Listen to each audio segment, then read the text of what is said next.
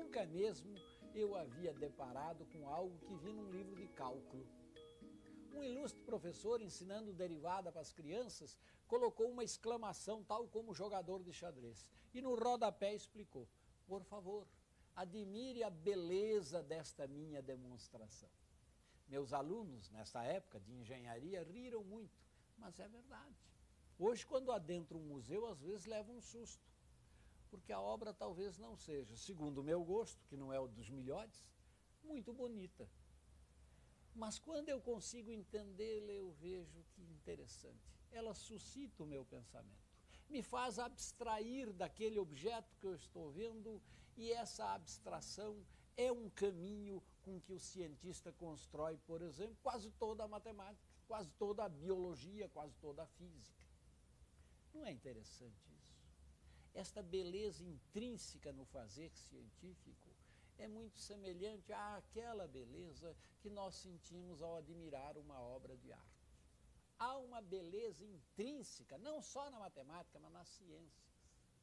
E essa beleza não é muito diferente daquele seu sentido estético quando olha a obra de arte. Ambas deram resposta a problemas que o mundo nos impõe. Mas estas respostas foram construídas com certo sabor, com certa abstração. Ela foi para além do objeto visto, além do objeto desenhado, além da teoria descrita. Ela mexeu com o nosso coração, com o nosso sentimento, com a nossa capacidade de enlevar-se, com a nossa capacidade de abstrair e ver nessa abstração, como do poeta, como do pintor, como do físico, como do cientista, o belo, a beleza intrínseca da construção, que não é da tinta, não é da escultura, nem é da teoria, é do homem.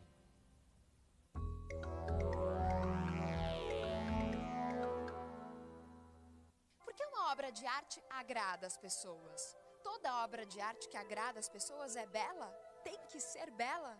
O que é o belo? A beleza nem sempre é a forma mais eficiente de atingir o público. Se durante séculos as artes estiveram diretamente ligadas à possibilidade de revelar ao mundo algo de belo, nas artes de hoje, o que importa para o artista é impulsionar o observador a refletir e imaginar. A obra de arte deve despertar o desejo da compreensão de quem vê. Assim, o impacto pelo belo foi substituído pelo estranhamento, que instiga a curiosidade e o desejo de participar. Um artista era avaliado por seu poder de criação, mas também segundo os critérios da maestria artesanal. A possibilidade da fotografia retratar fielmente o que se vê e a reprodução em série, proporcionada pelo avanço industrial, entre outras razões, levaram os artistas a buscarem novas formas de expressão. Ao espectador cabe agora não apenas o deslumbramento diante da beleza de uma pintura ou escultura. Ele deve desvendar o que aquelas obras significam, penetrar nos sentidos e nas ideias sintetizados pela experiência do artista. Coisas que eram aparentemente belas, com o tempo se tornaram descartáveis, e coisas que eram extremamente repulsivas também passaram até a ser parâmetros de beleza. Então, o belo com certeza é alguma coisa a ser discutida, ele não é uma coisa eterna.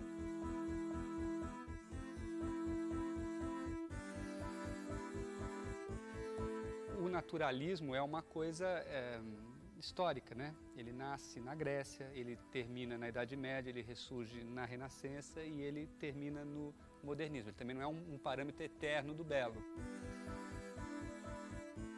Eu acho de toda forma que a arte trata de algum modo do belo, de alguma coisa que é agradável, que as pessoas querem ver, querem se medir com aquilo, querem exercer o seu juízo sobre aquilo, né?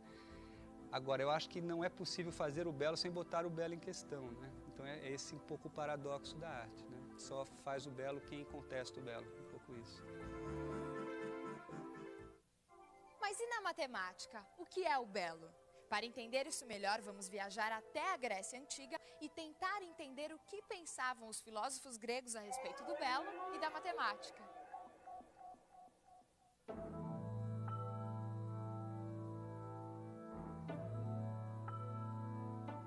Estes templos foram construídos pelos gregos em homenagem aos deuses. Foi dos gregos que herdamos a visão de um mundo dividido em superior e inferior. O mundo dos deuses acima, imutável, e a vida terrena, temporal, que nós vivemos. Sendo que esta vida terrena era apenas um reflexo, uma imagem projetada do mundo superior desses deuses, homenageados através dessas construções. Platão chamou esse mundo superior de mundo das ideias. Ideias que se encontram no nosso pensamento, na nossa razão. É o mundo da eternidade. Tudo que existe fora do mundo das ideias é temporal. Existe e deixará de existir. Não são coisas eternas, mas passageiras. E só existem porque são cópias daquelas formas que estão no mundo superior. Uma das mais famosas histórias contadas por Platão no seu livro A República é o mito da caverna. Segundo esse mito, os homens são seres que vivem aprisionados em cavernas, de onde não podem enxergar o mundo. O que eles podem ver são apenas sombras projetadas nas paredes. Quem conseguisse se soltar das correntes que o aprisionava, poderia sair da caverna e enxergar a luz. Mas quando retornasse, seria morto pelos que ficaram, que o julgariam loucos de afirmar que a realidade não estava naquelas sombras, e sim do lado de fora da caverna. Soltar-se das correntes só é possível através do desenvolvimento da sabedoria, da razão, da consciência que os homens devem buscar. Mas o que ele desde já avisava para os que se aventurassem é que essa pessoa poderia correr risco de vida, poderia morrer assassinada por aqueles que insistiam em viver num mundo sem razão, que preferiam olhar para suas sombras e acreditar que elas eram a realidade. Esse sábio condenado à morte por mostrar o caminho da sabedoria era Sócrates, mestre de Platão, que andou pelas ruas de Atenas propondo aos homens: conhece-te a ti mesmo, até ser condenado à morte por isso. Mas você deve estar se perguntando, o que tudo isso tem a ver com arte e matemática? Eu explico. Para Platão havia duas possibilidades ao artista. Ou ele era um bom imitador das coisas da natureza, o que, na sua opinião, era inútil, pois a própria natureza era apenas uma cópia do mundo das ideias, ou o artista criava aparências enganosas e imperfeitas, o que afastaria o espectador ainda mais do mundo das ideias. Resumindo, para Platão, o artista estava incapacitado com os instrumentos que tinha de revelar algo do mundo das ideias. Se mesmo diante de grandes artistas gregos, como Fídias, Platão não acreditava nas possibilidades de elevação da consciência através da arte, a quem restaria essa missão? Essa missão ficou restrita aos filósofos, pois enquanto o produto final do trabalho do artista é a imagem, para o filósofo a palavra é apenas o primeiro passo em busca do conhecimento. Mas e a matemática? Aí é que está. Sabe quem foi considerado o primeiro filósofo da história? Foi Pitágoras, que hoje, em geral, conhecemos apenas como matemático. Foi Pitágoras quem primeiro observou a ordem das coisas no mundo e propôs que o caminho mais valioso para o homem era o amor à sabedoria. Foi ele quem criou o termo filósofo, aquele que ama a sabedoria, o conhecimento. E ele não se ocupou apenas dos números, como muitos acreditam hoje. O pitagorismo era um movimento não só intelectual, mas religioso, moral e político. Ele fundou uma ordem com um rígido código de conduta e com uma notável característica: a confiança no estudo da matemática e da filosofia como base moral para orientar o comportamento dos homens. A seita pitagórica sobreviveu por mais de 500 anos de forma secreta e fechada e foi extremamente combatida em sua época, mais por ser secreta do que propriamente por suas ideias. Pouco se sabe sobre os ensinamentos transmitidos aos iniciados, afinal, eram ensinamentos secretos. Tudo o que se sabe sobre o pitagorismo são suas primeiras lições, que eram utilizadas para encantar e converter os cidadãos gregos. São demonstrações da ordem que existe por trás da natureza das coisas. Conhecê-las poderia levar o indivíduo à elevação espiritual. Tudo que existe, do mais simples átomo às mais complexas galáxias, obedece a determinadas leis, padrões, que se combinam, se repetem e podem ser percebidos e comprovados pela matemática. Era mais ou menos isso que Pitágoras revelava aos seus discípulos. A mais famosa demonstração pitagórica é o teorema que hoje recebe o seu nome. Quer ver?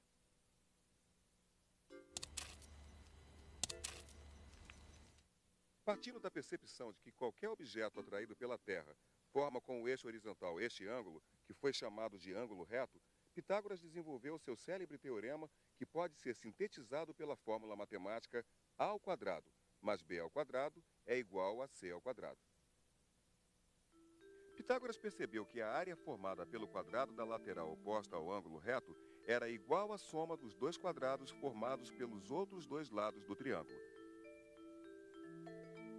Essa propriedade não variava conforme os ângulos do triângulo, desde que um fosse reto. A possibilidade de expressar essa e outras ideias através da linguagem matemática é que o levou a afirmar que na natureza tudo é número. Ele tem uma importância transcendental em toda a história da humanidade, porque ele mostrou que é possível fazer matemática por meio de demonstração, logicamente, por meio do raciocínio. Ele, de fato, descobriu a essência da matemática, como até hoje nós as entendemos. Pitágoras achava que os números naturais existem, não na nossa cabeça, mas existem na realidade, como essa mesa. Ser o número 1 seria sensacional, porque você envelhece, você morre. O número 1 é eterno, não tem espaço nem tempo. Todo matemático que aceita isso, que a matemática não é uma construção nossa, não é uma criação nossa, mas é a descoberta de um mundo que está fora do espaço, está fora do tempo, a gente costuma dizer que é uma coisa, que esse matemático é um pitagórico, não estrito senso que pertence à escola de Pitágoras, mas é um pitagórico no sentido que aceita que o matemático é um descobridor e que existem entidades abstratas fora do espaço e do tempo. Voltando àquela nossa questão, o que tudo isso tem a ver com arte e matemática? Toda a obra de Pitágoras que nós já vimos deu origem à filosofia, à matemática e possibilitou o incrível progresso das ciências no Ocidente.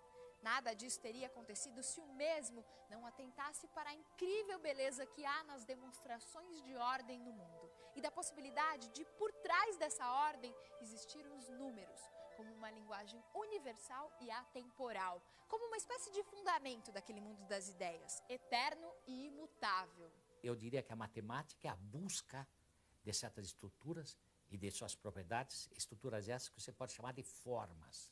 O universo inteirinho, por trás das coisas, existem certas formas. Essas formas que unificam, essas formas que dão sentido à nossa experiência. E a finalidade básica do matemático é exatamente a busca desse tipo de beleza, que é uma beleza que se manifesta nas estruturas matemáticas, nas demonstrações dos teoremas relativos a essa estrutura, da mesma maneira, por exemplo, que um físico estuda fenômenos físicos, um biólogo estuda certos seres.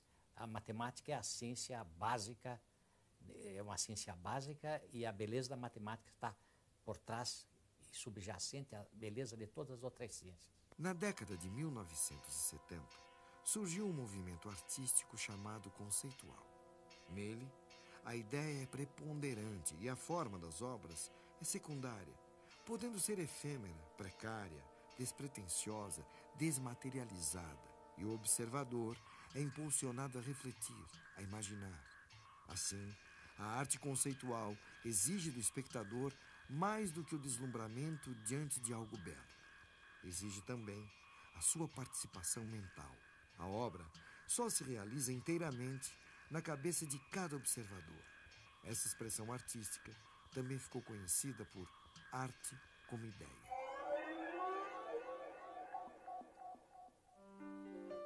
As origens desse movimento remontam à época do Renascimento, quando Leonardo da Vinci expôs sua visão a respeito das artes.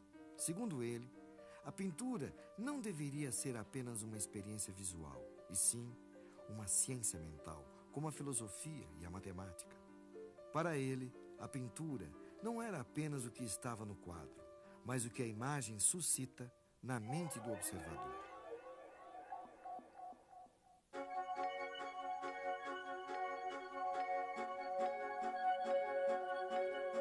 Apesar da enorme distância no tempo e diferenças de mentalidade, formação e contexto histórico, é possível descobrir muitas afinidades entre Marcel Duchamp e Leonardo da Vinci.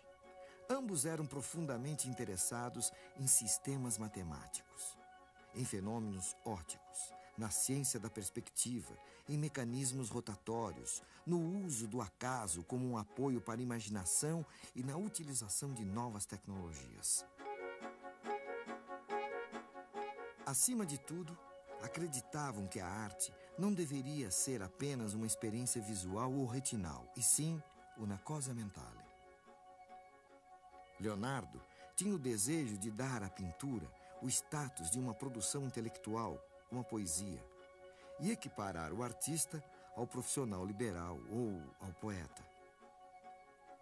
Duchamp, em 1912, confessou sua ambição de colocar a pintura outra vez a serviço da mente. E por isso, logo deixou a pintura, pois estava interessado em ideias, não apenas em produtos visuais. Sua obra constituiu não só um gesto de desafio, mas também uma aventura em terreno inexplorado.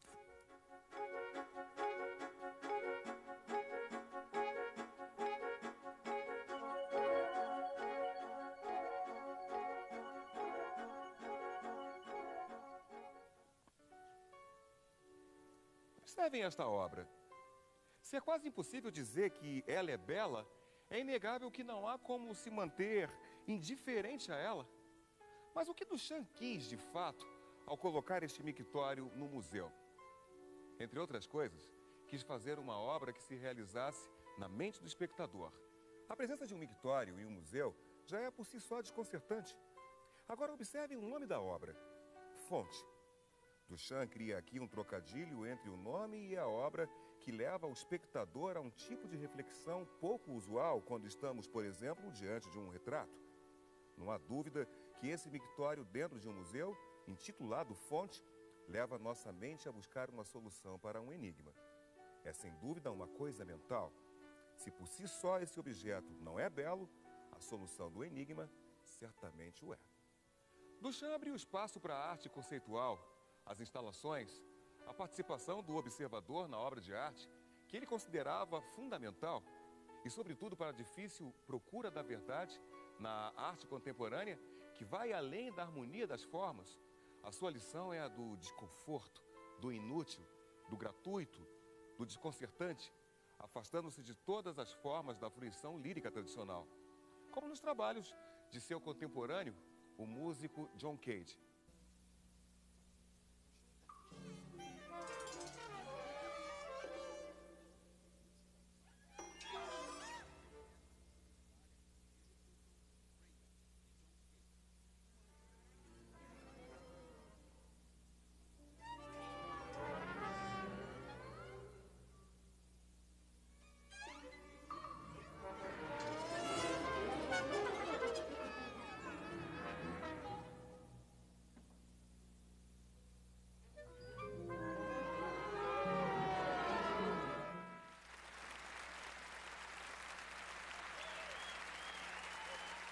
Os trabalhos de Duchamp mudaram o paradigma da arte contemporânea.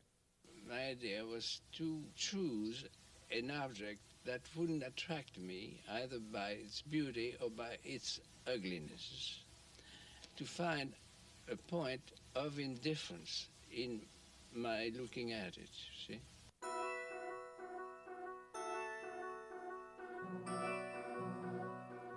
Aqui a gente começa o nosso chamado ritual da rampa.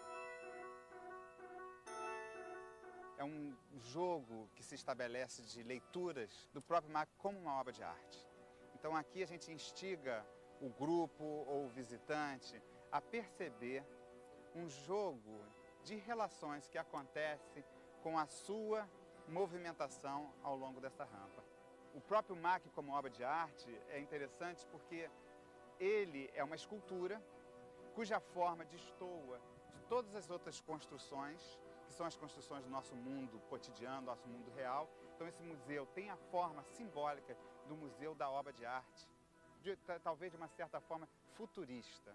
Então aqui a gente vai subindo e a gente traz as pessoas a perceberem essa movimentação quase que mútua entre eu me mover e o Pão de Açúcar. Quem está se movendo? Sou eu que estou me movendo ou o Pão de Açúcar que se move? Quem é que se move? É o Sol ou o planeta Terra? Até hoje a gente fala que o Sol se põe.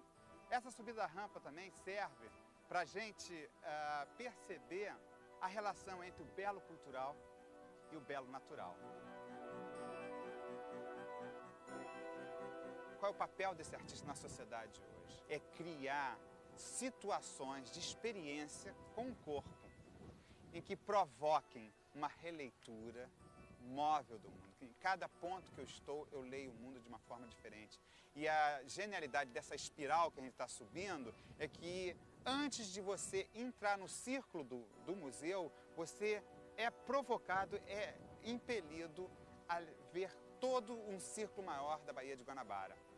A atitude do espectador, então, provocada por esse ritual, é a necessidade de mobilidade. Ninguém tem dúvida que um dos apelos da arte é a estética. Mas a própria arte, você viu, evoluiu. Antes a estética era do objeto, nós admirávamos a beleza. Hoje você entra num museu e tem uma obra estranhíssima, às vezes até eu diria, desculpe a meu atrevimento, feia.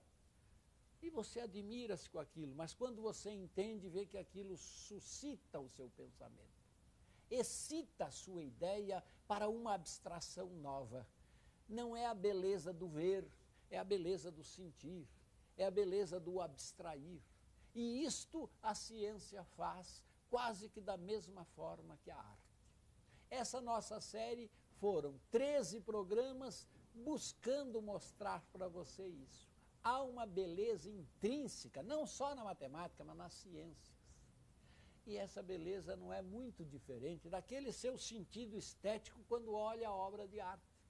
Seria um atrevimento alguém dizer assim, nossa, eles fizeram um programa sobre arte. Não é uma história da arte, falta muito para sê-lo. Ah, então é sobre história da matemática. Igualmente não. O que fizemos foi, ao longo de 13 programas, tentar mostrar a você que ao observar o mundo você faz muito de arte e muito de matemática. Que a matemática não está confinada naqueles padrões dos livros didáticos, tampouco a arte está confinada nos livros de história da arte. A arte e a matemática são manifestações do homem, do cientista, do artista e do homem comum. É o seu jeito de ler a natureza. Havia um filósofo que dizia, homem algum atravessa 2 vezes o mesmo rio. Quando ele pular o rio, pela segunda vez as águas serão outras. Um outro filósofo disse, e o homem também será outro. Pois bem, quando se atravessar este grande rio chamado a sua vida, você vai lembrar-se que um dia você mergulhou de uma ponte chamada arte e matemática e olhará o mundo de outra forma. Até breve.